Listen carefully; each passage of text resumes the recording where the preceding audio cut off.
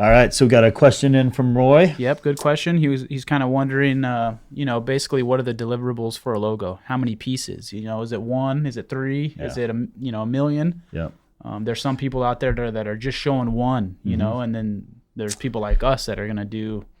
Yeah, and I've had this conversation, and I don't agree with the one. With the a client comes to you, and whether it's a rebrand or a new company, and they're looking for a logo and branding for their business.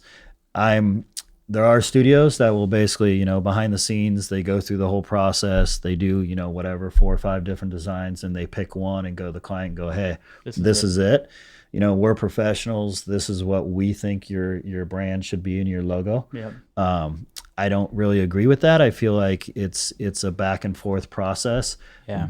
In a lot of ways, they know their brand and they know the company better than you do. And it's a collaboration. You know what I mean? It's a team effort. So for sure. And they are hiring us as the professionals to tell them, what it should be and what looks right and what doesn't look right. But it is a collaborative process, and I feel like they need to have some say, and they need to see some options, to get down to that final one. And we'll typically present, here's 6 or 8, and this one we do think is the best, and this is the one we would suggest. But if not, because it's round and you want a square, there's these versions as well. Exactly, and this is why we did these versions, and now let's talk about what do you see? Totally. So I mean, sometimes maybe we'll show 6, and for whatever reason that day, Dave is killing it, or Davey's killing it, and instead of 2, he gave me 3. So instead of showing 8, we have 9 that day. So and as long as it's a banger, why not show it? Yeah, exactly. Yeah, so a lot of times it depends on the client, how much they paid, how big the budget is, what it's going to be used for.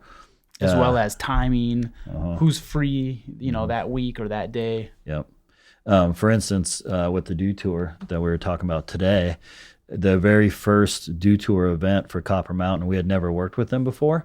And so we didn't really know their process. We knew we were following up some great artists that had done the work before. And we didn't want to present stuff to them and be like, oh, this is whack. We're not going to even use these guys. We wanted this one, So we came out of the gate, pretty hot with, I think we did 6 or 8 fully, illustrated pieces of type logos for them.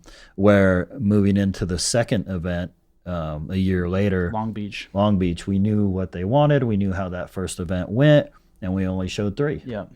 So versus now back to Do Tour, or I'm sorry, to Des Moines. Yep. Maybe had 5. Yeah, what I mean? only 5. Yep. So. It all depends on the client, and kind of how that works and what they're paying in that relationship and even how it kicks off. So. Yeah, just a case-by-case basis, you know what I mean? It's always better to keep your clients happy, you know what I mean? Yeah. The more the merrier, Don't put in filler, don't put some nasty options in there, but the more the merrier. If you went and got an oil change and they're like, oh, we cleaned your windshield, you're probably going to go back there next time and get the same oil change from the same company. So good example. Yeah, blue collar style. Yeah. So yeah, just keeping them happy, Yeah. I hope that answers your question, Roy. Yep.